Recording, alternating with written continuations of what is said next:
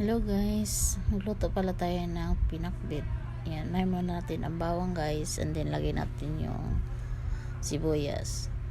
At saka halo-haloin. Pasensya na kayo sa bawang ko guys, is medyo sundog siya kasi napalakasan ko yung apoy.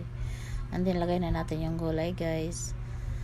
At nakikita niyo pala guys na yung gulay ko is wala pong sahog. Dahil po kulang yung budget ko at saka mahal ngayon ng sahog guys. Kaya magic sarap lang ilagay natin guys, masarap na. At tagyan natin pala ng konting toyo, konti lang guys para hindi siya maalat, no? Para masarap yung gulay natin. Kahit walang sahog, masarap siya.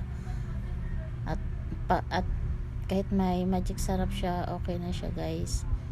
And then haluin muna natin, wag masyado lakasan yung paghalo guys kasi madurog ng gulay natin. And then takpan natin ng takpan muna natin ng ilang minuto, and then maya haluin ulit. And then pag guys, ayan, nakikita niyo siya guys na parang na siya, parang luto na. Okay na yan guys, halo lang ng konti. Ayun, nakainan na. Thank you.